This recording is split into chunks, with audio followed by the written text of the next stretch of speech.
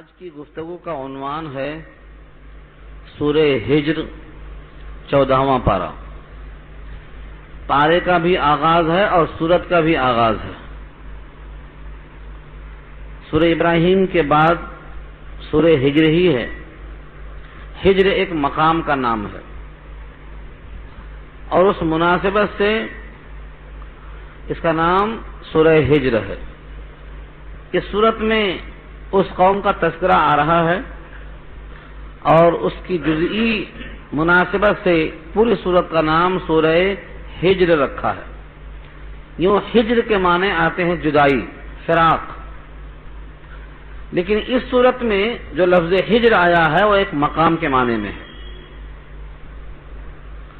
سورہ ہجر کے اندر کل 99 آیتیں ہیں اور 6 رکوع پر مشتمل ہے۔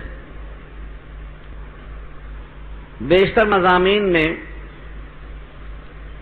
قرآن کریم کے اندر جو توحید، رسالت، آخرت ہیں انہی کو پیش کیا گیا ہے۔ پہلی آیت میں جو پہلا لفظ ہے الف لام را، حروف مقطعات میں سے ایک یہ بھی ہے۔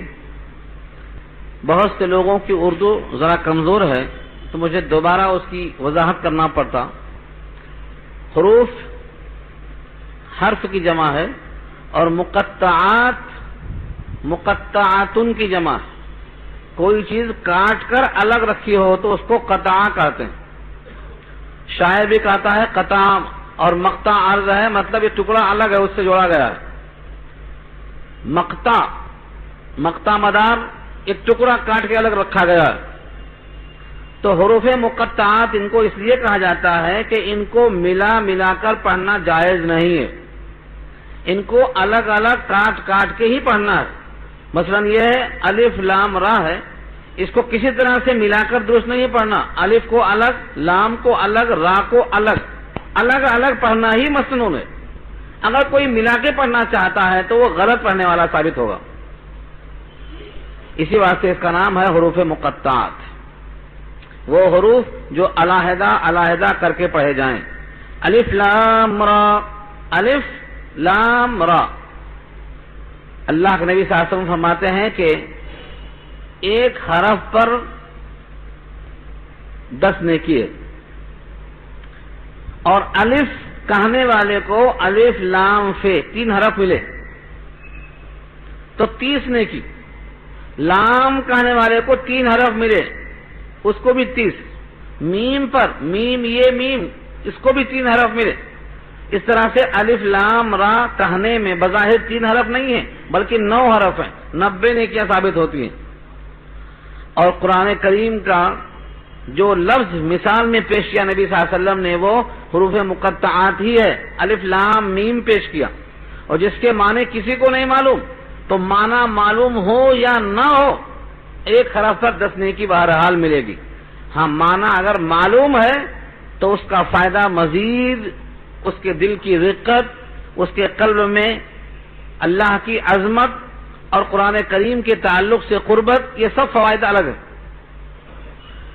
تو الف لام را کہنے سے بندے کو 30 نیکی ملتی ہے، لیکن ایک حرف میں چونکہ 3 ہیں 90 ملتی ہے، اور اگر نماز میں پڑھتے ہیں تو ایک حرف پر 100 نیکی ملتی ہے۔ اس حساب سے آپ اس کو اضافہ کر لیجئے۔ یہ قرآن کریم کے پڑھنے پر نیکی رکھا۔ پہلی آیت میں اللہ نے خود کتاب کی 2 صفتیں بتائی ہیں۔ کتاب سے مراد یہی کتاب قرآن کریم۔ ہمارے ایک دوست سے پوچھا میں کہ قرآن کریم کی تعریف کرو، قرآن کا ڈیفینیشن بتاؤ کیا ہے، آخر قرآن کسے کہتے ہیں؟ قرآن کریم صرف معنی کا نام نہیں ہے، اور قرآن کریم صرف لفظوں کا نام نہیں ہے، بلکہ لفظ اور معنی دونوں کو ملا کر جو مجموعہ بنتا ہے یہ قرآن ہے۔ النظم والمعنی جمیعا، 2 چیزیں ملائیں گے تبھی قرآن بنے گا۔ وہ النظم والمعنی جمیعا، نظم کے معنی الفاظ کی سیٹنگ، جملے، اور معنی اس کا جو مفہوم بنتا ہے، ان دونوں کا مجموعہ قرآن کہلاتا ہے۔ وہ کلام اللہ المنزل، وہ اللہ کا کلام ہے جو نازل کیا گیا ہے اپنے نبی پر، اور اس کتاب کا لفظ اور معنی دونوں محفوظ کرنے کا اللہ نے وعدہ کیا ہے۔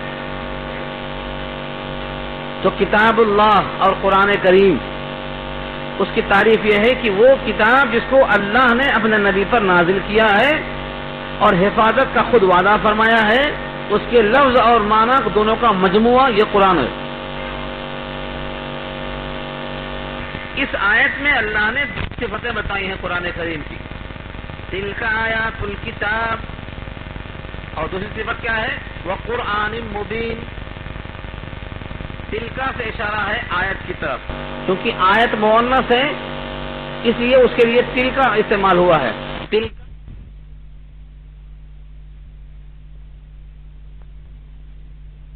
والا ہے واضح قرآن کی آیتیں۔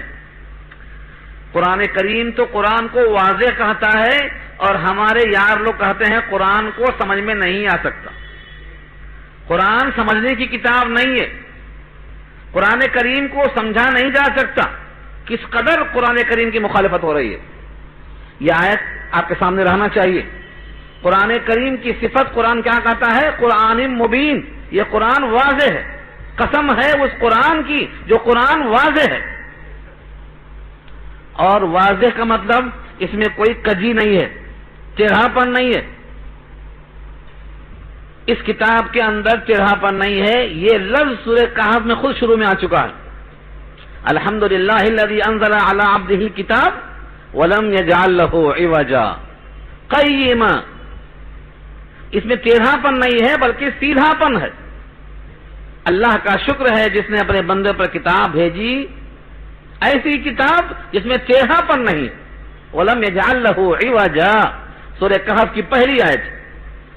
اور اتنا کہہ کر چھوڑ نہیں دیا کہ اس میں ٹیڑھاپن نہیں ہے، بلکہ پھر اس کو پازیٹو میں لے کے گئے، قیما، سیدھی کتاب ہے۔ جو وہاں اللہ نے کہا وہی اشارہ یہاں بھی ہے، قرآن مبین، واضح کتاب۔ اتنی واضح کتاب کے بارے میں اگر کوئی کہتا ہے کہ یہ غیر واضح ہے، سمجھ میں نہیں آئے گی، سمجھانے والا کوئی نہیں ہے، تو کس قدر دھوکہ دیا جا رہا ہے۔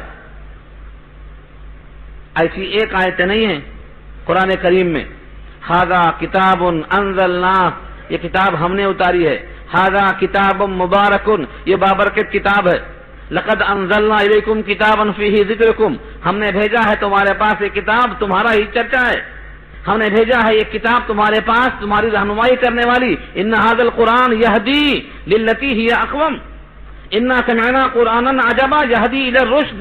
کتنی آیتیں چاہیے آپ کو؟ قرآن کریم اگر آپ ترجمے کے ساتھ ایک بار پڑھ لیں زندگی بھر میں، تو آپ کے دل پہ یہ بات واضح ہو جائے گی کہ قرآن کریم بالکل واضح کتاب ہے، ٹیڑھاپن نہیں ہے، اور تضادات بھی نہیں ہے۔ تضادات کا مطلب یہاں کچھ کہہ دیا، وہاں کچھ کہہ دیا، وہاں کچھ کہہ دیا، ایک بیان ایسا ایک بیان ویسا نہیں۔ پورے قرآن کریم کا چیلنج ہے۔ اگر یہ اللہ کے غیر کے پاس سے آیا ہوتا تو اس میں تم اختلاف بہت پاتے، لیکن چونکہ یہ اللہ کے پاس سے آیا ہے تم اس میں تضادات نہیں پائیں گے۔ وَلَوْ كَانَ مِنْ عِنْدِ غَيْرِ اللَّهِ لَوَجَدُوا فِيهِ اخْتِلَافًا كَثِيرًا، چونکہ اللہ کے پاس سے آیا ہے لہذا تضاد نہیں ملے گا اس کے اندر، یہ اللہ کا واضح اعلان ہے۔ تو اس کتاب کی دو صفت، پہلی صفت کیا بتائی؟ یہ کتاب کامل کتاب کی آیتیں ہیں، نمبر دو واضح قرآن کی آیتیں ہیں۔ رحمۃ اللہ وبرکاتہ۔ الحمد للہ وحدہ والصلاة والسلام علی من لا نبی بعدہ، اما بعد فاعوذ باللہ من الشیطان الرجیم، بسم اللہ الرحمن الرحیم۔ وَلَقَدْ جَعَلْنَا فِي السَّمَاءِ بُرُوجًا وَزَيَّنَّاهَا لِلنَّاظِرِينَ وَحَفِظْنَاهَا مِنْ كُلِّ شَيْطَانٍ رَجِيمٍ إِلَّا مَنِ اسْتَرَقَ السَّمْعَ فَأَتْبَعَهُ شِهَابٌ مُبِينٌ إلى آخر الآية۔ صدق الله العلي العظيم وصدق رسوله النبي الكريم، ونحن على ذلك من الشاهدين والشاكرين، اللهم ألهمنا رشدنا وأعذنا من شرور أنفسنا اللهم وفقنا لما تحب وترضى من القول والفعل والنية رب اشرح لي صدري ويسر لي أمري واحلل عقدة من لساني يفقهوا قولي آمین یا رب العالمین۔ محترم حضرات، معزز سامعین، محترم خواتین، میری ماؤں اور بہنوں، ملی بھائیوں،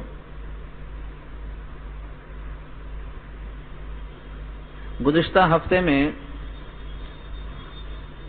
سورہ ہجر کا پہلا رکوع پیش کیا گیا تھا۔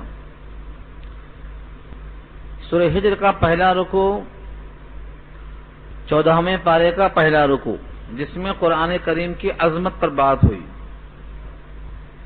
قرآن کریم کے تحفظ کی بات ہوئی کہ اللہ تعالیٰ نے قرآن کریم کو نازل کیا ہے اور وہی اس کے محافظ ہیں۔ دنیا ساری بیزار ہو کے اپنی حفاظت سے دستبردار ہو جائے تب بھی اس کا ایک ایک حرف محفوظ اللہ نے کر دیا ہے ہمیشہ کے لیے۔ دنیا میں تو محفوظ ہے ہی، خود ایک تختی کا نام ہے لوح، لوح مانے تختی، اور وہ ہے لوح محفوظ جو اللہ کے پاس خزانے میں ہے، عرش اعظم کے اوپر ہے، وہاں بھی قرآن کریم محفوظ ہے، فی لوح محفوظ اللہ نے خود کہا ہے۔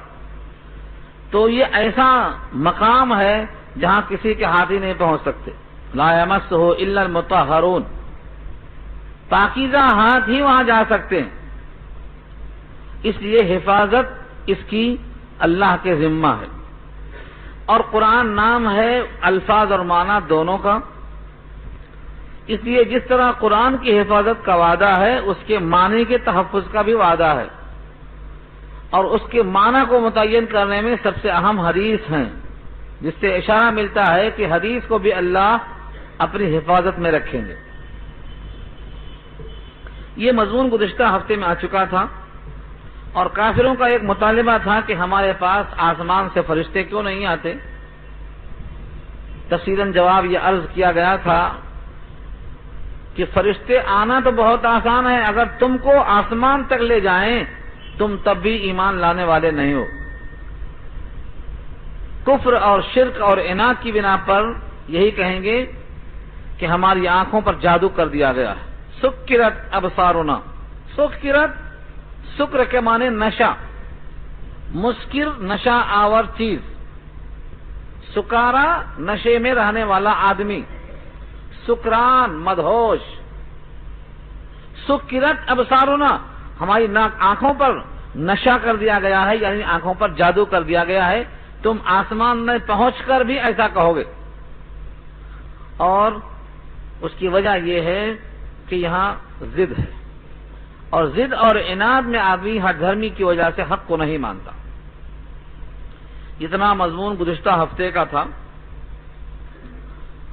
آسمان پر لے جانے اور وہاں تمہارے یہ کہنے کا کہ ہم پر جادو کر دیا گیا ہے، یہاں رکوع ختم ہو چکا تھا۔ اب سوال یہ ہے کیا آسمان پر جانا ممکن ہے؟ آسمان کس چیز کا نام ہے؟ کیا اس میں دروازے ہیں، راستے ہیں؟ اس کا جواب یہیں سے شروع ہوتا ہے، وَلَقَدْ جَعَلْنَا فِي السَّمَاءِ بُرُوجًا، اور تحقیق ہم نے بنایا ہے آسمان میں برج، وَزَيَّنَّاهَا، اور اس کو ہم نے آراستہ کیا ہے، سنوارا ہے، لِلنَّاظِرِينَ، دیکھنے والوں کے لیے۔ آسمان تو صاف ہے، لیکن ہر دو آسمان کے درمیان 500 برس کا فاصلہ ہے۔ 500 برس ہماری عمر ہی نہیں ہے تو ہم پہنچیں گے کیسے؟ 500 برس کا جب فاصلہ ہے، ایک شخص چلتا رہے تو 500 برس میں پہنچے گا، اور یہاں حیات 100 کے اندر ہے، اس کا مطلب یہ ہے وہاں تک پہنچا جانا ممکن ہی نہیں ہے۔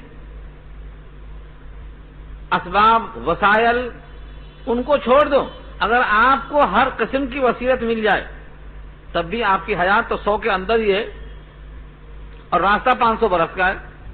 اس لیے آسمان اول کو سجایا ہے اللہ نے، وَزَيَّنَّاهَا، اس واسطے ہاں کی ضمیر مؤنث لائے کہ تم ایک آسمان کو دیکھ سکتے ہو، شمس اور قمر سے، مریخ اور زہرہ سے، عطارد اور مشتری سے، ان کو سنوارا ہے اللہ نے۔ کس کے لیے؟ للناظرین، نظر ڈالنے والوں کے لیے، دیکھنے والوں کے لیے۔ ناظرین جمع ہے، ناظر اس کا واحد ہے۔ دیکھنے والوں کے لیے ہم نے آسمان کو بہت آراستہ کیا ہے۔ آسمان میں برج سے کیا مراد ہے؟ برج کے معنی آتے ہیں راستے۔ جتنے ستارے ہیں، جتنے سیارے ہیں، یہ سب کے سب آسمان میں اپنے ایک محور میں گردش کرتے ہیں۔ یہ آسمان میں جڑے ہوئے نہیں ہیں، بلکہ اللہ تعالیٰ نے ان کے لیے ایک محور بنا دیا ہے کشش کی بنیاد پر۔ اس کشش کی بنیاد پر اپنے مدار میں، اپنے ہی حدود میں، اپنے ہی محور میں گردش کرتے رہتے ہیں۔ سورہ یاسین میں اللہ نے کہا ہے وَكُلٌّ فِي فَلَكٍ يَسْبَحُونَ، ہر ایک اپنے اپنے محور میں گردش کر رہا ہے۔ آسمان میں برج بنانے سے کیا مراد ہے؟ آسمان ان آنکھوں نے دیکھا نہیں۔ آسمان سے مراد وہ نیلگوں فضا بھی مراد ہے، سمت آسمان۔ آسمان کی سمت میں جب ہم دیکھتے ہیں تو جو فضا میں نیلگوں رنگ دکھائی دیتا ہے یہ بھی آسمان کہا جاتا ہے، اور جو آسمان اول ہے اس کے جرم کے، اس کے وجود کو بھی آسمان کہا جاتا ہے۔ اللہ تعالیٰ نے اس میں بڑے بڑے برج بنائے ہیں، اور یہ پوری بحث سورہ فرقان پارہ 19 میں آ رہی ہے، تبارک الذی جعل فی السماء بروجا کے تحت۔ تبارک الذی جعل فی السماء بروجا وجعل فیہا سراجا وقمرا منیرا، تو اس میں بڑے بڑے ستارے ہیں، بڑے بڑے سیارے ہیں، ان سے اللہ نے اس کو آسمان کو مزین اور آراستہ کر دیا ہے، اتنا خوشنما کر دیا ہے کہ رات کی تاریکی میں جب بندہ اٹھا کر نگاہ دیکھتا ہے تو چاند کی چاندنی اور ان تاروں کی جھرمٹ میں معلوم ہوتا ہے کہ پوری ایک کہکشاں ہے جو آراستہ اور پیراستہ ہے۔ یہاں دعوے کے ساتھ یہ دلیل دکھائی جاتی ہے، ہم تم کو آسمان تک لے جانے پر قادر ہیں، اور آسمان میں یہ انتظام ہے کہ اگر کوئی آئے تو اس کے لیے ہم نے آراستہ کیا ہے، سجا کے رکھا ہے۔ اللہ کے نبی صلی اللہ علیہ وسلم جب معراج کے موقع پر تشریف لے گئے تو آسمان اول سے آسمان سابع، ساتوں آسمان تک، ہر آسمان پر کھٹکا دیا حضرت جبریل نے، اور وہاں پر جو پہرے دار ہے اس نے سوال کیا تم کون ہو؟ جواب ملتا ہے میں جبریل ہوں۔ تمہارے ساتھ کون ہے؟ میرے ساتھ محمد ہیں صلی اللہ علیہ وسلم۔ کیا ان کو بلایا گیا ہے؟ ہاں ان کو بلایا گیا ہے۔ اس طرح سوال جواب معراج کی تمام حدیثوں میں ملے گا آپ کو، چاہے بخاری کی ہوں چاہے مشکات کی ہوں۔ اس سوال جواب کے بعد دروازے کھلتے گئے اور آپ چلے جاتے گئے۔ اس کا مطلب یہ ہے کہ ان برجوں میں اللہ تعالیٰ نے راستہ بنایا ہے، تو وہ قادر مطلق تمہیں اوپر تک لے جانے پر قادر ہے اور آسمان کو آراستہ کرنے پر قادر ہے۔ لیکن تمہاری ہٹ درمی یہ ہے کہ تم وہاں پہنچ کر بھی یہ کہو گے کہ ہم پر تو جادو کر دیا گیا ہے، یعنی تم کسی بھی حقیقت کو ماننے والے نہیں ہو۔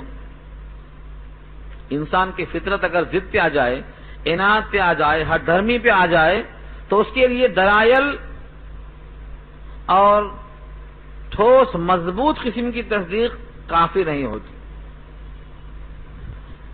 ان کو اللہ نے بنانے کے بعد، سنوارنے کے بعد یوں ہی نہیں چھوڑ دیا ہے کہ جو چاہے پتھر مار دے، جو چاہے جہاں چاہے چلا جائے۔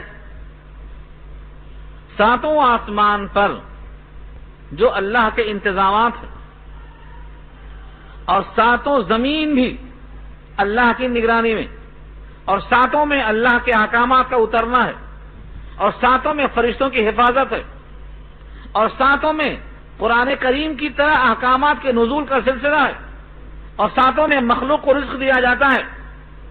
7 زمین اور 7 آسمان، اور سب میں اللہ کی طرف سے یہ انتظام ہے۔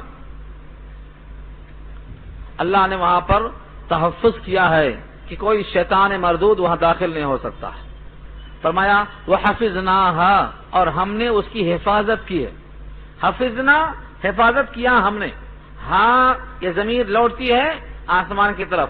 وَحَفِظْنَاهَا، اور ہم نے اس کو حفاظت میں رکھا ہے. کس چیز سے؟ مِن كُلِّ شَيْطَانٍ الرَّجِيمٍ، ہر شیطان مردود سے.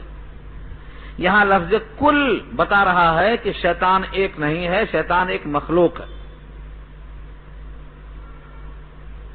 اکثر لوگ سمجھتے ہیں کہ شیطان کوئی الگ سے جنس ہے، حالانکہ شیطان کوئی جنس نہیں ہے. جنوں میں سے جو اچھے ہیں وہ مومن کہلاتے ہیں، اور جو بگڑ جاتے ہیں وہی شیطان کہلاتے ہیں. جن، میں نے پہلے بھی کہا تھا، جو آگ سے بنے ہیں وہ جن کو جن کہا جاتا ہے، اور جو مٹی سے بنے ہیں ان کو انسان اور آدم کہا جاتا ہے، اور جو نور سے بنے ہیں ان کو فرشتے کہا جاتا ہے. تین مخلوق ہے، تینوں مکلف ہیں. جنوں کو آگ سے، فرشتوں کو نور سے، انسانوں کو مٹی سے سلسلہ بنایا اللہ نے پیدا کرنے کا. آدم کو مٹی سے پیدا کیا، خلقہ من تراب، اور سب آدم کی نسل میں آ رہے ہیں. خود خلقتہ من نار وخلقتہ من طین، شیطان نے اللہ سے کہا تھا کہ آپ نے ان کو مٹی سے بنایا ہے اور مجھ کو آگ سے. اور آگ میں ترفع ہے، بلندی ہے، گڑھے میں بھی ہے تو اوپر جاتی ہے، اس کے شعلے اوپر جاتے ہیں، اور مٹی میں پستی ہے، اچھال دو اوپر تو نیچے گرتا ہے آ کے. اس لیے آدم کو سجدہ میں نہیں کروں گا، آدم سجدہ مجھے کریں گے. یہاں لفظ من کل، کل کا کل بتا رہا ہے کہ شیطان ایک نہیں ہے، بہت ہے.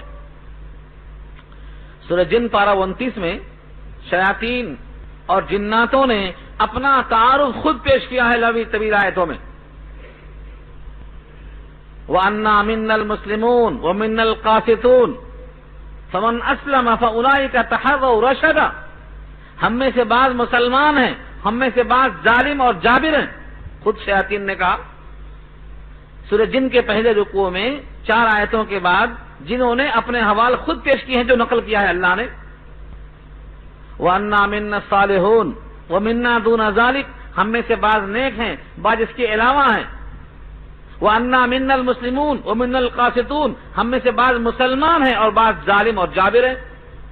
تو جو مسلمان ہیں وہ مومن جن ہیں، اور جو مومن جن کے علاوہ سرکش ہیں، قاسط ہیں، وہ سب کے سب کیا ہیں؟ وہی شیطان ہیں. یہاں اشارہ اسی کی طرف ہے. ہر شیطان مردود کے شر سے ہم نے ان کو محفوظ کر دیا ہے. الا من استرق السمع، مگر جو چوری کر کے بھاگے. الا مگر، من جو، استرق چرا لے، السمع سننے کو، یعنی سننے میں چوری کرے، چوری چھپے سن بھاگے. استرقا، سرقہ کہتے ہیں چوری کو. استرقا چوری کرنے کو چاہنا، باب استفعال سے طلب کرنا. السمع سننے کو، سننے کی چوری. جیسے آنکھوں سے دیکھنے کی چوری ہوتی ہے. کبھی آدمی دیکھتا ہے کنکھیوں سے، اور ایسا دیکھتا ہے کہ دیکھنا کام چل جائے، لیکن جس کو دیکھتا ہے اس کو محسوس نہ ہو کہ ہمیں دیکھا جا رہا ہے. اس کو بولتے ہیں کنکھیوں سے چوری کرنا، کہ چرانے میں دیکھنا ہے. قرآن کریم نے اس کو واضح کیا ہے ایک موقع پر. یعلم خائنۃ الاعین، سورہ زمر میں کہا یعلم خائنۃ الاعین، وہ آنکھوں کی خیانت جانتے ہیں. آنکھوں کی خیانت کیا ہے؟ دزدیدہ نگاہوں سے کسی کو دیکھنا، چور نگاہوں سے دیکھنا. تو جس طرح دیکھنے میں چوری ہوتی ہے، ایسے ہی سننے میں بھی چوری ہوتی ہے. ایک شخص اپنی بات آپ کو سنانا نہیں چاہتا ہے، لیکن آپ کان لگائے بیٹھے ہیں، معلوم ہوتا ہے سو رہے ہیں مگر جگ رہے ہیں سننے کے لیے، دیوار کے باہر سن رہے ہیں. تو یہ شیاطین کا حال یہ تھا کہ آسمان کی فضاؤں میں، بادلوں کے حصوں میں یہاں وہاں چھپ کر بیٹھ جاتے تھے، اور جب فرشتے وہاں سے نکل کر اللہ کی باتیں سن کر باہم پوچھتے تھے، سوالات کرتے تھے. اللہ نے کیا کہا؟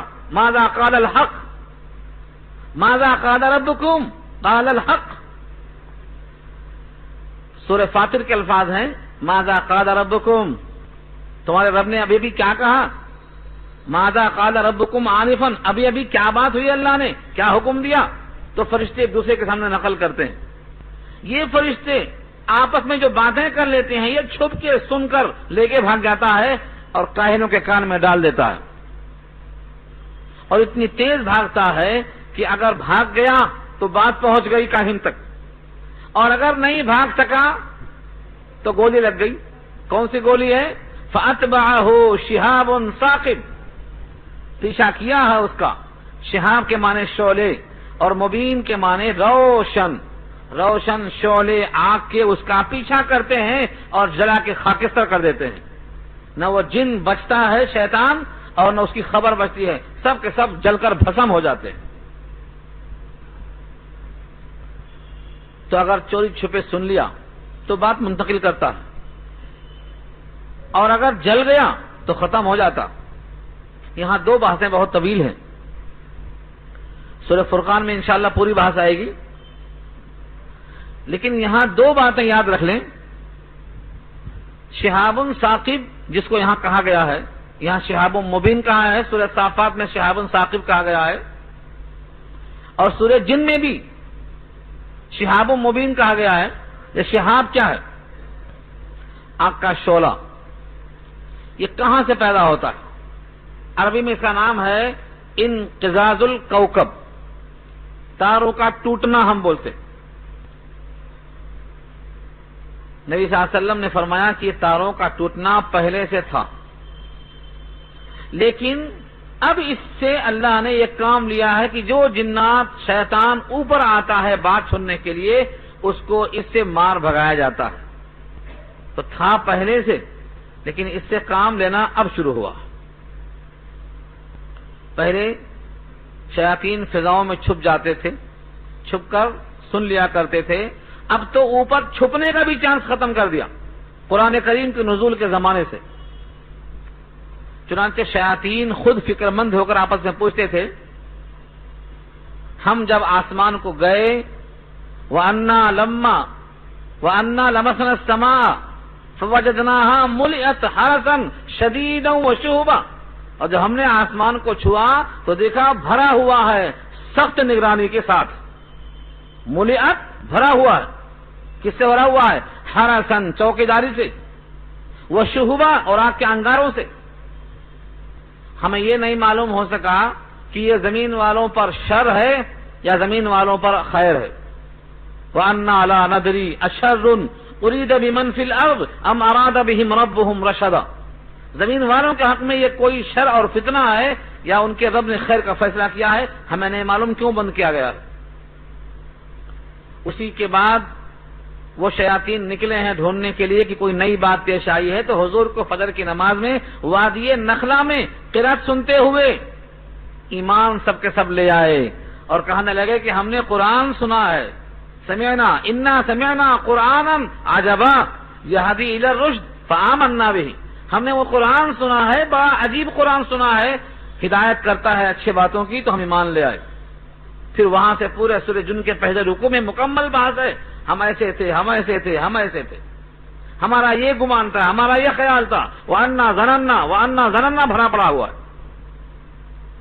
تو وہ شیاطین وہاں جا کر سنا کرتے تھے، لیکن قرآن کے بعد سے ان کو مار بھگایا گیا. اب شہاب ثاقب سائنسدانوں کی اصطلاح میں کیا ہے؟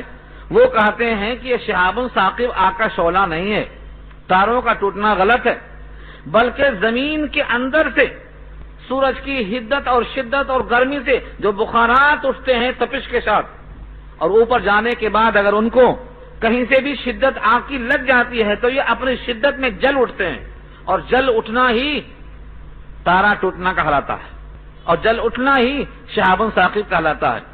ہمیں ان کے تحقیق سے کوئی اختلاف کرنے کی ضرورت نہیں ہے، چاہے تارا ٹوٹنا کہا جائے، چاہے بخارات کا اوپر جا کر جلنا کہا جائے.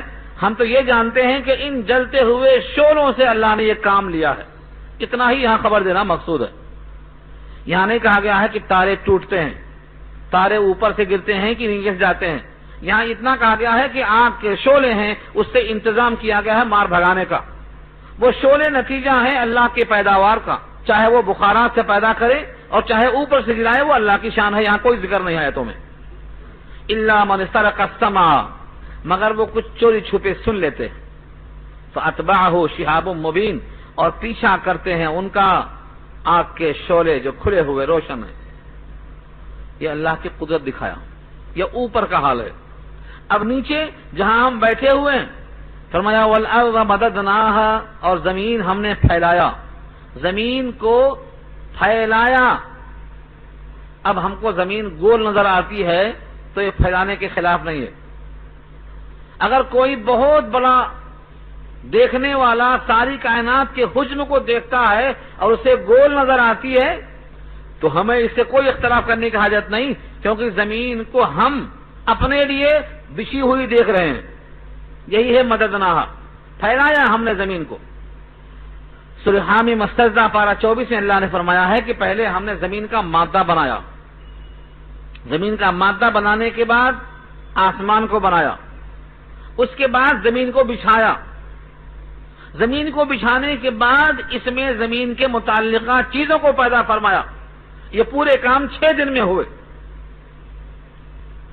والارض بعد ذلك دہاها، والارض بعد ذلك، یہ کیا ہے بعد ذلك؟ یعنی آسمان کی تخلیق کے بعد اور زمین کا مادہ بنا چکنے کے بعد اب اس زمین کے مادے کو جو پہلے پیدا کر چکے تھے اب پھیلا دیا.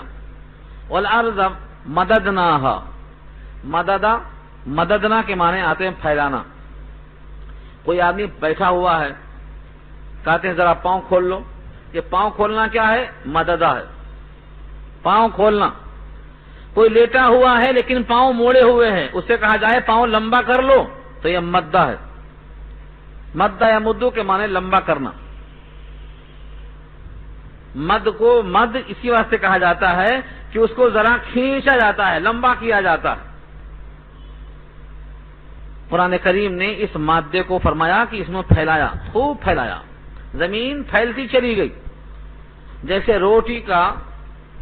روٹی کو پہلے لوئی بنا کر توڑ کے رکھتے ہیں آپ، اس کے بعد دباتے ہیں تو وہ چپٹی ہو کر پھیلتی ہے.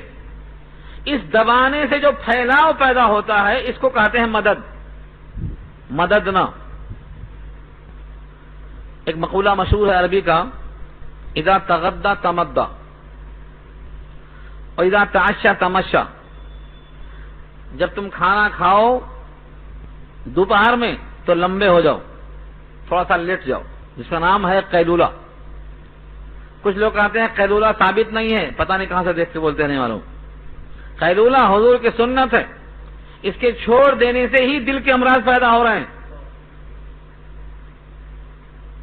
رات میں دیر سے سونا اور صبح دیر تک سونا اور دوپہر میں قیلولہ نہ کرنا، یہ 3 مخالفت ہے حضور کی. فرمایا عشاء کے بعد بات کرنا مکروہ ہے، عشاء کے بعد جلدی سو جانا، اور صبح فجر میں نہ اٹھنا رزق کو روک دیتا ہے، صبح جلدی اٹھ جانا. شام میں جلدی نہ سونا ایک مخالفت، صبح جلدی نہ اٹھنا دوسری مخالفت، صبح دیر تک 11 بجے تک سونے کی پاداش میں ظہر کے بعد بھی نہیں سو سکتے تیسری مخالفت. نتیجے میں سونے کا اثر جہاں پڑتا ہے وہ دل ہے بیچارہ بجھ جاتا، تستناف چلا. یوں تو اللہ نے موت و حیات لکھ دی ہے پہلے سے، لیکن اسباب کی حد تک اس کو بتایا جا سکتا ہے. اسباب، حضور کا حکم یہ ہے، قیلولہ کرنا حضور کی سنت ہے، جلدی اٹھنا حضور کی سنت ہے، جلدی سونا حضور کی سنت ہے. گفتگو کرنا مکروہ لکھا ہے بخاری کی روایت میں، والحدیث بعدہا یعنی بعد العشاء مکروہ ہے بات کرنا، سوائے ان باتوں کے جو دین کی بات ہو، اللہ کی بات ہو، رسول اللہ کی بات ہو، یا شوہر کا بیوی سے ہم کلام کرنا ہو، یا مہمان کا ضیافت کرنا ہو، بس. تو مددنا، مدہ کے معنی پھیلانا. اذا تغدى تمدى، دوپہر میں کھاؤ تو ذرا لمبے ہو جاؤ، تھوڑا لیٹ جاؤ. واذا تعشى تمشى، اور شام میں کھانا کھاؤ تھوڑا چہل لو، ٹہلنا ضروری ہے اس کے لیے، چہل قدمی جس کا نام ہے. والارض مددناها، اور زمین کو ہم نے پھیلایا. والقینا، اور ڈالا ہم نے، فیہا اس زمین میں، رواسیہ بوجھ. رواسیہ جمع ہے، اس کا واحد ہے راسیہ، بوجھ. اس زمین پر بوجھ، یہ بوجھ کیوں ڈالا؟ تاکہ زمین اس بوجھ کی بنا پر کپ کپاہٹ سے بچ جائے. کیونکہ دوسری آیت سورہ انبیاء میں آئے گی کہ ہم نے زمین کو پانی پر رکھا ہے، اور زمین پانی پر جب ہے تو اس میں کپ کپاہٹ، ارتعاش. آپ پانی پر پلیٹ رکھ دو اپنے کھانے کی، کیسا ہلتی رہتی. کشتی وزندار ہے، کتنے ہچکولے لیتی. اتنی وزندار کشتی بھی پانی پر حرکت میں آتی. اس متحرک زمین پر ہمارا سکون کیسے رہتا؟ 30 سیکنڈ کا زلزلہ آیا تو سکون غارت، ایک بار تھر تھرایا تو اچھے اچھے گھر زمین دوز ہو جاتے. تو اس تھر تھراہٹ کو روکنے کے لیے رواسیہ، بوجھ، اس بوجھ کی بنا پر زمین اب نہیں ہلتی. ہاں کبھی کبھی رب کریم اپنی قدرت کا مظاہرہ پیش کرتے ہیں کہ دیکھو بڑے سکون سے سو رہے ہو، غافل ہو کر ہم اسے ہلا سکتے ہیں. کبھی آذربائیجان کو ہلا دیا، پورا شہر ختم.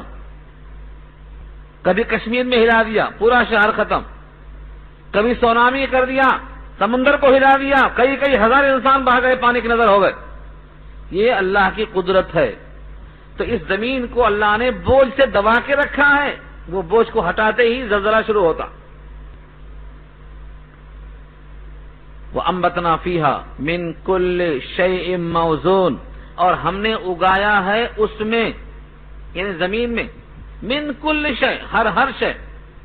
آپ سوچ کر دیکھو، آپ کے علم کے مطابق جتنی چیزیں آپ کھاتے ہیں پیتے ہیں، سوائے ایک پانی کے جو اوپر سے برساتے ہیں اللہ، وہ بھی اسٹاک نیچے ہی ہے. ہر چیز آپ کو اس زمین سے تیار کرتے ہیں رب کریم. کوئی میٹھی چیز ہے تو مٹھاس مٹی کی ہے، کوئی کھٹ میٹھی ہے تو اس کا بھی مزہ زمین سے ہی پیدا کیا ہے. ہاں کوئی چیز اگر رنگین ہے تو اس کا رنگ بھی اللہ نے اسی سے پیدا کیا ہے. وَأَنبَتْنَا فِيهَا مِن كُلِّ شَيْءٍ، ہر چیز کو ہم نے پیدا کیا. اور اس کے ساتھ صرف پیدا کر دیا نہیں، من كُلِّ شَيْءٍ موزون. موزون کے معنی موضوع، اردو میں استعمال ہے موضوع. موضوع معنی دونوں میں تال میل ہے. ایسا نہیں ہے کہ کپڑا تو ریشم کا ہے اور اس کے اندر ٹائی لگا ہے مخمل کی جو ہے ٹاٹ کی لگا دیا. نہیں، شیء موزون کے معنی موضوع، ایک متعین مقدار. اگر زمین میں اتنی پیداوار ہو جاتی کہ کھانے سے بچ جاتی تو اس کے رکھنے کا ایک مسئلہ ہوتا. آپ سے کہا جائے کہ پورے سال پانی گھر میں نہیں آئے گا، پورے سال کا اسٹاک کر لو، تو رہتے کہاں، رکھتے کہاں؟ زمین پہلے سے رہنے کے لیے کم ہے، تو محسوس ہوتا کہ پانی کا اسٹاک رکھنے کی جگہ نہیں.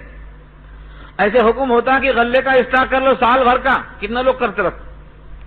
قحط سالی میں کیا ہوتا، 7 سال بارش نہیں ہوئی، 7 سال پانی نہیں برسا، غلے ختم.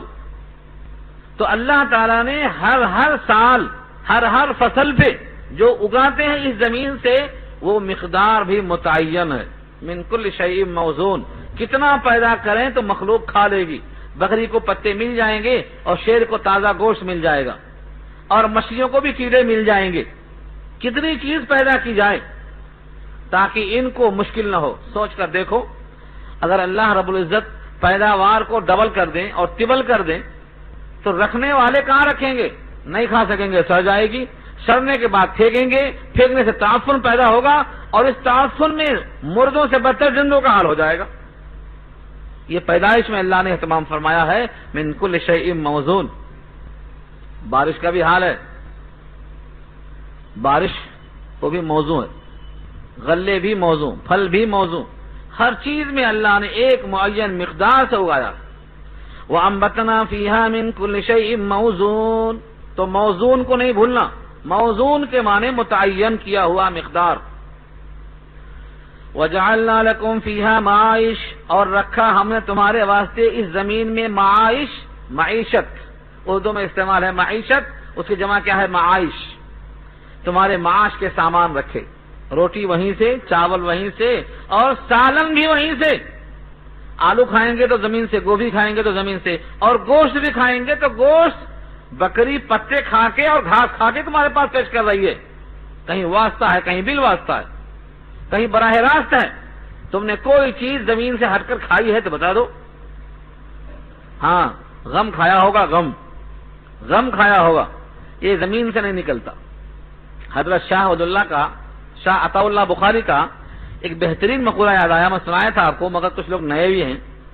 کبھی کبھی تازہ کچھ چیزیں کھانے کو ملتی ہیں جو زمین سے نہیں نکلتی. شاہ صاحب فرماتے ہیں کہ ایک آدمی آ کے بولتا ہے، مولوی صاحب روزہ رکھنا چاہتا ہوں لیکن چاہتا ہوں کہ کھانا پینا بھی بند نہ ہو. مولوی صاحب سے تو ایسا کہا جا سکتا ہے نا، مولوی صاحب کھلونا ہے، جو چاہے پوچھو. ہاں، وکیل صاحب کے پاس جائیں گے تو 500 فیس جمع کرو پہلے تب پوچھو، تو وہاں نہیں جا کے پوچھتے. ایسا عالم صاحب کے پاس جو چاہے سوال کرو، کیونکہ بغیر پیسوں کا ہے، فری آف کاسٹ، مفت مفت مفت، صبح شام رات دن 24 گھنٹہ جہاں جائے، کوئی وقت نہیں، اپنا وقت نہیں لگائیں گے، ان کا وقت چاہے جو لے لو. تو عطا الرحمان صاحب، عطا اللہ شاہ بخاری بڑے برجستہ گو تھے، بہترین حاضر جواب مولوی تھے. اتنا بہترین جواب دیتے تھے، جب ان سے پوچھا گیا کہ حضرت روزہ بھی چلتا رہے اور کھانا پینا بھی چلتا رہے، نسخہ بتا دیجیے ایسا، کیونکہ رمضان بہت شدید ہے. ہاں یاد آیا. حضرت نے کہا ہاں یاد آیا، ایک نسخہ یاد آیا. تم کو ایک مضبوط تندرست آدمی کسی کھمبے میں رسیوں سے باندھ دے اور باندھنے کے بعد جوتا لے کے پٹائی کرے، تم مار کھاتے جاؤ. اب تم کو غصہ آئے گا، غصہ پیتے جاؤ، اس کے ریئیکشن میں تو غصہ آئے گا نا، غصہ پیتے جاؤ، جوتا کھاتے جاؤ، غصہ پیتے جاؤ، کھانا پینا دونوں جاری، روزہ برقرار رہے گا. نسخہ کیسا ہے؟ تو یہ ہے اصل چیز. اگر کوئی چیز انسان کھایا ہوگا زمین کے علاوہ تو یہ غم کھایا ہوگا اور غصہ کھایا ہوگا جو اپنی پیداوار ہے. تحمل نہیں ہے، ضبط نہیں ہے، صبر نہیں ہے، قناعت نہیں ہے، بے صبری ہے، بے قراری ہے. تو ایک چیز کھا سکتا ہے یہ باہر کی، ورنہ زمین سے ہٹ کر کوئی چیز نہیں کھایا. تو پھر کیسا ہونا چاہیے تھا اس کو؟ زمین بڑی متحمل ہے، اس پر کافر بھی ہے تو انہیں برداشت کرتی ہے. خدا کا باغی بھی زمین پر آرام کرتا ہے تو اسے سونے دیتی ہے. غدار بھی ہے اللہ کا تو روٹی اس کے واسطے فراہم کرتی ہے. تو زمین کی طرح تحمل ہمیں ہونا چاہیے، کیونکہ ہم زمین سے غذائیں لے رہے ہیں. تو زمین کے اوصاف ہمارے اندر کیوں نہیں پیدا ہو رہے ہیں؟ ہم اپنے کو بڑا سمجھتے ہیں، آسمان تک پہنچ جائیں گے. ہم کھاتے ہیں مٹی، بدلی ہوئی مٹی کھاتے ہیں، مٹی براہ راست نہیں کھاتے. انگور کھائے تو مٹی، سیب کھائے تو مٹی، اخروٹ کھائے تو مٹی، بدلی ہوئی مٹی ہے لیکن ہے تو مٹی. مٹی کھانے والا کیڑا ہوا انسان، اور کیا ہوا؟ کیڑے بھی مٹی کھاتے ہیں. تم اناج کے کیڑے ہیں، اناج بھی مٹی ہے. مٹی کھانے والا اتنا متکبر کہ بات کو برداشت نہ کرے، جب دیکھو غصہ آ رہا ہے اس کو، اماں پہ غصہ، بابا پہ غصہ، استاد پہ غصہ، ہر جگہ غصہ. تو غم کھا سکتا ہے، یہ باہر کی چیز ہے، ورنہ سب چیزیں زمین سے پیدا کیا اللہ نے، ہر چیز زمین سے پیدا کیا. اسی لیے اللہ فرماتے ہیں غصہ کر کے، تکبر کر کے تم آسمان تک لمبے نہیں ہو سکتے، قد نہیں بڑھنے والا ہے. اور زمین پہ اکڑ کر چلنے سے زمین پھٹنے والی نہیں ہے تمہارے پاؤں کی ٹھوکر سے. انک لن تخرق الارض ولن تبلغ الجبال طولا. اس غصے اور تکبر سے تم لمبے ہو کر پہاڑ تک نہیں پہنچو گے، اور اپنے پاؤں کی ٹھوکر سے زمین کو پھاڑ نہیں سکو گے. پھر اپنی حیثیت دیکھو، اپنا عمل دیکھو. یعنی تحمل کرو، زمین کی طرح متواضع ہو جاؤ. ہمارے ایک استاد آئے تھے بچپن میں، ہمیں یاد آتا ہے، ہم 10 سال 12 سال کے رہے ہوں گے مشکل سے. قاری محمد احمد صاحب جو شیخ الادب کے شاگرد تھے مولانا اعزاز علی صاحب کے، انہوں نے کہا تھا 4 چیزیں اگر حاصل ہو جائیں تو تم کامیابی حاصل کر سکو گے. ہاں، خاکساری اور تواضع زمین کی طرح، ارادہ اور عزم پہاڑ کی طرح، اور آپ کے خیال کی بلندیاں آسمان کی طرح، اور غذائیں اونٹ کی طرح. بس 4 چیزیں. اونٹ کی طرح غذائیں، جو ملا کھا لیا، کانٹا ملا کانٹا کھایا، پتے ملے پتے کھائے، جو مل گیا خدا نے دے دیا، کھا لیا. تو غذائیں اونٹ کی طرح اور توازو زمین کی طرح. کوئی ٹھوکر مارتا ہے کوئی بات، مشرک ہے کوئی بات نہیں، کافر ہے یہودی ہے کوئی بات نہیں، اس زمین پر جو بھی گھر بنائے بسنا چاہے تیار ہے زمین. اس طرح خاکساری ہونا چاہیے. اور عزم ارادہ پہاڑ کی طرح پختہ ارادہ کر لیا ہے. قرآن سمجھنا ہے، قرآن پڑھنا ہے، قرآن پر عمل کرنا ہے، تو دنیا کچھ بھی کرے ہمیں سیکھنا ہی سیکھنا. یہ ارادہ، یہ عزم ہے. اور نگاہوں میں فکر کی بلندی آسمان کی طرح ہو، یعنی جتنا اونچا آسمان ہے اتنا ہمارے خیال بلند ہونا چاہیے. بلند اخلاق اور بلند فکر انسان کو بلند کر دیتی ہے، اور جس کی فکر ہی پست ہو اسے پستی تک دھکیل دیتی ہے. تو زمین سے غذائیں ہمیں ملتی ہیں، ہر قسم کی غذائیں. وَجَعَلْنَا لَكُمْ فِيهَا مَعَائِشَ، اور رکھا ہم نے تمہارے واسطے اس زمین میں معیشت. صرف تمہارے واسطے نہیں، وَمَنْ لَسْتُمْ لَهُ بِرَازِقِينَ، اور ان کے لیے بھی ہم نے غذائیں زمین میں رکھی ہیں تم جن کو رزق نہیں پہنچاتے ہو. لَسْتُمْ لَهُ بِرَازِقِينَ، تم نہیں ہو ان کے لیے رازق. رازقین جمع ہے، تم ان کے واسطے رازق نہیں ہو. زمین میں ایک کیڑا چل رہا ہے، اس کیڑے کو غذا تم دیتے ہو؟ نہیں دیتے. چونٹی چھین کے کھاتی ہوگی، چوہا لے کے بھاگتا ہوگا، بلی نگل جاتی ہوگی، تم کو نظر آتا ہے کہ یہ ہماری غذا کھا رہے ہیں. لیکن کروڑوں مخلوق ہیں تم جو ہے جانتے بھی نہیں ہو، ان کی غذا بھی ہم نے زمین سے اگایا ہے، تم انہیں نہیں کھلاتے ہو. کروڑوں مخلوق اس زمین میں ہیں. لستم لہو برازقین کا مصداق، تم ان کے رزق رساں نہیں ہو، ان کی روزی ہم براہ راست دیتے ہیں. روض الانف میں ایک واقعہ لکھا ہے، براہ راست مجھے نہیں ملا، وہ کسی کتاب کے حوالے سے ملا وہ واقعہ. انسان کو فکر ہوتی ہے کہ اللہ ہمیں کیسے کھلائیں گے، ہمیں کچھ اسباب تلاش کرنا چاہیے. یہ وقت سے پہلے پریشان ہوتا ہے، اور وہاں اس کی پیدائش سے پہلے لکھا جا چکا ہے یہ کھائے گا. تو کسی نے پتھر کو پھوڑا، پتھر کے اندر سے کیڑا نکلا، اور اس کیڑے کے منہ میں چھوٹا سا ہرا ہرا پتا نکلا. کیا دیکھا؟ یہ پتھر کی چٹان میں کیڑا ہے، اس کے منہ میں ہرا پتا ہے. اللہ تعالیٰ اس پر قادر ہے. مریم کو بے موسم پھل دیا تو زکریا نے کہا کہاں سے ملا یہ؟ انا لکی ھذا. سورہ آل عمران میں آیت آئی، مریم کے ہاتھ میں بے موسم پھل، انا لکی ھذا. وہ کہتی ہیں ہوا من عند اللہ، یہ تو اللہ کے پاس سے. مریم کمرے میں بند ہیں، باہر سے قفل لگا دیا ہے حضرت زکریا نے حفاظت کے لیے. دروازہ کھولتے ہیں خود، دروازہ بند کرتے ہیں خود. دیکھتے ہیں ہاتھ میں انگور ہے بے موسم. انا لکی ھذا، کہاں سے آیا ہاتھ میں؟ فرماتی ہے ہوا من عند اللہ، دروازہ بند ہے، کہاں سے انگور آیا؟ عقل حیران ہوتی ہے. حضرت زکریا نے کہا ان کو بے موسم پھل مل سکتا ہے تو ہم کو کیوں نہیں مل سکتا ہے؟ تب دعا کیا اللہ سے 100 سال کی عمر میں کہ ہم کو بھی پھل دیجئے نا. تو یہی پیدا ہوئے، یہ دل کا پھل ہے. یہی حال تھا خبیب کا بھی، جب ان کو قید کر دیا تھا مکے والوں نے. دیکھا تو قید خانے میں ہتکڑیاں پہنے ہوئے ہیں اور انگور کھا رہے ہیں. مکے میں انگور تھا ہی نہیں کہیں. کفار نے دیکھا اپنے ہاتھوں سے کہ انہوں انگور کھا رہے ہیں، سمجھ گئے کہ یہ انگور اس موسم میں اگر ہوتا بھی تو قید تک پہنچتا کیسے. تو اللہ کا زمین سے رزق پہنچانا صرف انسانوں کے لیے نہیں ہے. اتنی مخلوقات زمین سے رزق اٹھاتی ہیں کہ ہم نے ان کو جانا بھی نہیں.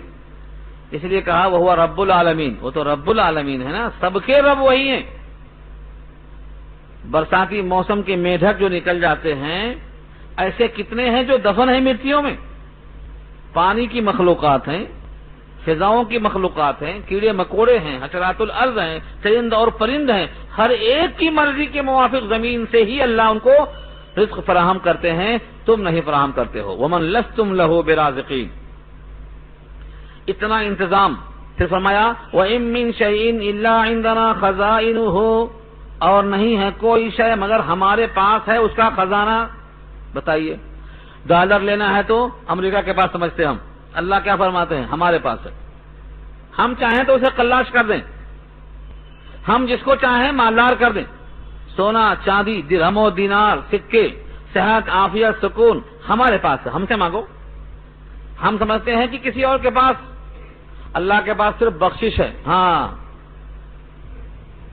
کیا ہے، کچھ اشعار میں بھی لوگ کہتے ہیں نا، اللہ کے پلڑے میں وحدت کے سوا کیا ہے. یہ آیت کی خلاف ورزی ہے. توحید کے پلڑے میں وحدت کے سوا کیا ہے. لے لینا ہے لے لیں گے محشر میں محمد سے. یہ آیت کیا بولتی ہے، وَإِن مِّن شَيْءٍ إِلَّا عِندَنَا خَزَائِنُهُ، اور نہیں ہے کوئی چیز مگر اس کے خزانے ہمارے پاس ہیں. اور آپ کہتے ہیں اللہ کے پاس ہے کیا سوائے وحدت کے. اللہ کے پاس کیا ہے بولنا یہ بہت بڑا گستاخانہ جملہ ہے. سرکش ہے وہ انسان، اپنے باغی ہے وہ انسان جو اپنے رب کے ساتھ یہ سلوک کرتا ہے کہ اللہ کے پاس سوائے بخشش کے اور ہے کیا. ہر خزانہ، ہر خزانے کی چابیاں اللہ کے پاس ہے. اللہ نے چاہا تو قارون کو دے دیا، اللہ نے چاہا تو فرعون کو نواز دیا، شداد کو دے دیا، کیونکہ دنیا کی کوئی حیثیت اللہ کے پاس نہیں ہے، اور نہ حضور سے زیادہ کسی کو نہیں ملتا. حضور کے واسطے تیار تھا کوہ وحد سونا بننے کے لیے، حضور نے کہا نہیں مجھے ضرورت نہیں. کیوں؟ کیونکہ دنیا مطلوب نہیں ہے، مطلوب جنت ہے، مطلوب اللہ کی رضا ہے، دائمی طور پر وہاں آرام لینا ہے. تو یہ آیت آپ کے ذہن میں ہونا چاہیے ہمیشہ کہ ہر خزانہ، ہر خزانے کا اسٹاک اللہ کے پاس ہے. آپ کہیں گے صرف دنیا کا یا صرف آخرت کا؟ اللہ نے کہا ان لنا للآخرۃ والأولی، آخرہ بھی میرے پاس، اولا بھی میرے پاس، ہر خزانے کی میرے پاس. وَإِن مِّن شَيْءٍ، اور نہیں ہے کوئی شے. ان مانے نہیں، کیوں؟ اللہ سے پہلے ان ہمیشہ نہیں ہوتا. یاد رہے گا قاعدہ، اللہ سے پہلے ان نہیں کے معنی میں آتا ہے پورے قرآن کریم میں. وَإِن مِّن شَيْءٍ، اور نہیں ہے کوئی شے مگر عندنا ہمارے پاس ہے، خزائنہ اس کے خزانے. یہ اردو میں استعمال ہے خزانہ، یہی سے آیا ہے. وَمَا نُنَزِّلُهُ إِلَّا بِقَدَرٍ مَّعْلُومٍ، اور ہم نہیں اتارتے ہیں اس خزانے کو مگر ایک مقدار متعین. بقدر معلوم، قدر اندازہ، اور معلوم متعین. کتنی بارش کی یہاں ضرورت ہے، بارش کے قطرے بھی اللہ کے علم میں ہیں. بغیر اللہ کے علم کے بارش کے قطرے نہیں آتے. ہم سمجھتے ہیں بے حساب بارش ہو گئی، ہمارے لیے بے حساب ہوگی کیونکہ حساب میں کچے ہیں ہم، لیکن اللہ تو سریع الحساب ہیں. ان کے پاس یہ خزانہ آیا ہے تو کتنا؟ بقدر معلوم، متعین مقدار میں آیا. الل ٹپ نہیں، جتنا چاہے پھینک دیا، جہاں چاہا ڈال دیا. اگر کہیں بارش زیادہ ہو گئی تو اس کے اسباب وہاں ہوں گے، کہیں بارش کم ہو گئی تو اس کے اسباب وہاں ہوں گے، کہیں قحط پڑ گیا تو اس کے وہاں اسباب ہوں گے. اللہ کا وہ فیصلہ ہے ان کے عمل کے مطابق. ہمارے پاس خزانے ہیں لیکن ہم جو اتارتے ہیں تو متعین مقدار میں. وَأَرْسَلْنَا الرِّيَاحَ لَوَاقِحَ، اور ہم نے چھوڑا ہے ہواؤں کو، بھیجا ہے ہواؤں کو. ارسلنا، بھیجا. جس طرح رسول کو کہتے ہیں، رسول کسے کہتے ہیں؟ جس کو اللہ نے بھیجا وہ رسول، پیغامبر. یہاں بھی ہے ارسلنا، ہم نے چھوڑا، ہم ان کو بھیجا. ہوائیں خود سے نہیں چلتی، ہواؤں کو چلانے والا چلاتا ہے. ہوائیں بڑی اچھی لگتی ہیں لیکن بھیجنے والا اچھا نہیں لگتا. یاد نہیں آتی کبھی اس کی، اتنی اچھی ہوا آتی ہے. آج کل تو گرمی کا موسم ہے، جھونکا آتا ہے تو طبیعت بحال ہو جاتی ہے، مگر کبھی سوچو یہ ہوائیں بھیجتا کون ہے؟ اللہ فرماتے ہیں ہم بھیجتے ہیں. وَأَرْسَلْنَا الرِّيَاحَ، ریاح جمع ہے، ریح واحد ہے. وَأَرْسَلْنَا الرِّيَاحَ، ہواؤں کو ہم بھیجتے ہیں. کبھی کبھی اس ریح کو عقیم کہا، بانجھ ہوا. پانی نہیں آیا تو بانجھ ہوا. اور پانی اگر اس بادل میں ہے، ان بادلوں کے اندر، تو اس کو لواقحہ کہا. بوجھل ہیں وہ بادل پانی کی وجہ سے. تو ان ہواؤں میں یہ طاقت ہے کہ بارش کی وجہ سے جو بادل بوجھل ہیں ان کو ہوائیں لے کے چلتی ہیں اپنے دوش پر. آپ دیکھتے ہیں بادل آسمان پہ اتر سے دکھن جا رہا ہے، دکھن سے اتر جا رہا ہے، کون لے کے جاتا ہے؟ یہ ہوائیں لے کے چلتی ہیں. ہواؤں کے دوش پر وہ بادل یہاں سے وہاں منتقل ہوتے ہیں، مگر کون کرتا ہے؟ ارسلنا، ہم نے بھیجا ہے. وارسلنا الرواح وارسلنا الریاح، اور بھیجا ہم نے ہوائیں. لواقحہ، لواقحہ اصل میں اس اونٹنی کو کہتے ہیں جو گابھن ہو اور بچہ دینے والی ہو، اس کو لواقحہ کہتے ہیں. یہاں مراد ہے ایسی ہوا جو بادلوں کی ساتھ، بادلوں میں بارش کے ساتھ چلتی ہوئی ہو، اس کو لواقع کہتے ہیں۔ اللہ فرماتے ہیں کہ یہ بادل جس میں پانی بھرا ہے، ان بادلوں کو نچوڑتے ہیں تو پانی برستا ہے، اس نچوڑنے پر تم قادر ہو تو بتاؤ۔ سورہ واقعہ میں پوچھا ہے انتم انزلتموہ من المزن ام نحن المنزلون، ان بادلوں سے پانی نچوڑ کر ہم برساتے ہیں کہ تم برساتے ہو؟ انتم تزرعونہ ام نحن الزارعون، اس پانی سے کھیتی تم اگاتے ہو کہ ہم اگاتے ہیں؟ انتم انشأتم شجرتہا ام نحن المنشئون، ان پانی سے درختوں کو تم اگاتے ہو کہ ہم اگاتے ہیں؟ انتم تزرعونہ ام نحن الزارعون، کھیتی اس سے تم کرتے ہو کہ ہم کرتے ہیں؟ سورہ واقعات دوسرا رکوع تفصیل سے آیت ہے۔ ہم نے بھیجا ہے ہواؤں کو بادلوں کے ساتھ، فانزلنا من السماء ماء، پھر اتارا ہم نے آسمان سے پانی، فاسقیناکموہ، پھر ہم نے تم کو پلایا ہے اس پانی کو، فاسقیناکم، پھر پلایا ہم نے تم کو، ہو اس پانی کو۔ بتانا یہ ہے کہ یہ پانی سمندر کے بخارات سے جو اٹھتا ہوا ہے، سمندر پورا کا پورا کیسا ہے؟ نمکین، منہ میں لگائے تو نمک نمک، کتنے نمک پیدا ہوتے۔ اس نمکین پانی کو کون فلٹر کرتا ہے؟ کہاں سے فلٹر ہوتا ہے یہ؟ فرماتے ہیں کہ یہ پانی زمین میں نمکین ضروری تھا، نمک ہے تو جتنا کچرا، جتنی گندگی چاہے جہاں سے آتی ہے، اس نمک کے کان میں گرتی ہے تو نمک میں بن کے ہو جاتی نمک۔ اگر یہ پانی میٹھا ہو تو سڑ جائے، بدبو پیدا ہو جائے اور وہ گندگی صاف نہ ہو، تو یہاں اس پانی میں نمک ضروری ہے، لیکن ہم کو پینے کے لیے میٹھا پانی ضروری ہے۔ اللہ کی قدرت، اس کی شان، بندوں پر شفقت و محبت کہ اس پانی کے اندر سے جو اوپر بخارات جاتے ہیں، اللہ تعالیٰ ان ہواؤں سے، ان بادلوں سے ایسا فلٹر کر دیتے ہیں کہ اگر اس کے اولے آپ کے منہ میں گریں تو نمک کا ذرہ برابر بھی اشارہ محسوس نہیں ہوگا۔ قطرے منہ میں گرتے ہیں تو میٹھی اور شیریں پانی ہوتے ہیں۔ سب سے بہترین پانی کون سا ہوتا ہے؟ بارش کا پانی۔ وَأَنزَلْنَا مِنَ السَّمَاءِ مَاءً طَهُورًا، طہور کا ہے مبالغہ، سب سے طاہر، سب سے مطہر، سب سے بہترین پانی کون سا ہے؟ جو بارش سے آیا ہو۔ یہ نمکین کو اللہ میٹھا کر دیتے ہیں، اور ہم ہیں کہ اللہ کا نام لیتے ہوئے بدکتے ہیں۔ ہم سمجھتے ہیں کہ ہم پر اللہ کا کوئی احسان نہیں ہے، دوسروں کے احسان بہت یاد آتے۔ کسی نے کھیت دیا، کسی نے گھر دیا، کسی نے علاج کرا دیا، کسی نے کھانا کھلا دیا، کسی نے دعوت کر دی، نوکری دلا دی، سب تعریفیں کرتے پھرتے، لیکن اللہ کے حکم سے ہماری حیات ہے، اس کے حکم سے ہمارا دل چلتا ہے، اس کے حکم سے زمین پانی ہمیں سیراب کرتی ہے۔ اللہ کا تذکرہ آئے تو ہم کو اکتاہٹ ہو جاتی ہے، جلدی سے ختم کرو نا۔ ہاں، اگر بہو کا تذکرہ آ جائے تو گھنٹوں کرو، آپ کی بہو بہت اچھی ہیں، بہت نیک ہیں، اب کہے گا بند نہیں کرو، چلتا جائے کہ بیٹوں کی تعریف، سب کی تعریف میں مزہ آتا۔ اللہ فرماتے ہیں یہ ایمان کے نہ ہونے کی دلیل ہے جو اللہ کے بیان میں اکتاہٹ محسوس کرے۔ سورہ زمر کی آیت ہے وَإِذَا ذُكِرَ اللَّهُ وَحْدَهُ اشْمَأَزَّتْ قُلُوبُ الَّذِينَ لَا يُؤْمِنُونَ بِالْآخِرَةِ، جس کے دل ایمان سب کمزور ہیں، وہ تنہا جب اللہ کا ذکر ہوتا ہے تو اس کے دل میں بدکنے کی کیفیت پیدا ہوتی ہے۔ وَإِذَا ذُكِرَ اللَّهُ وَحْدَهُ، تنہا اللہ کا ذکر برداشت نہیں کرتا۔ اللہ کے اتنے احسانات ہیں ہم گن نہیں سکتے، اس لیے اس پر غور کرو۔ اللہ وہ پانی تم کو پلاتے ہیں، اور اگر تم سے کہا جائے کہ پورے سال کا اسٹاک کر لو، پورے 50 سال جینا ہے تو اسٹاک رکھ لو، تو کیا کرتے؟ اللہ فرماتے ہیں وَمَا أَنْتُمْ لَهُ بِخَازِنِينَ، اور نہیں ہو تم اس کے لیے خزانہ جمع کر سکنے والے۔ خازنین، خازن کی جمع ہے، اور خازن کہتے ہیں جس کے پاس خزانہ جمع ہو۔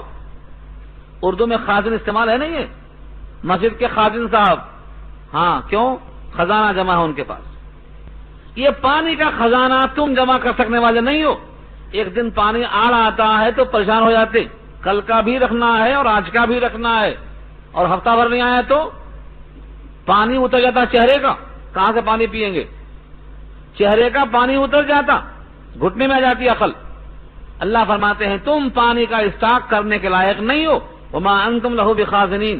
تو ہم نے پانی برسایا پانی کے موسم میں. فاسکناہ فی الارض.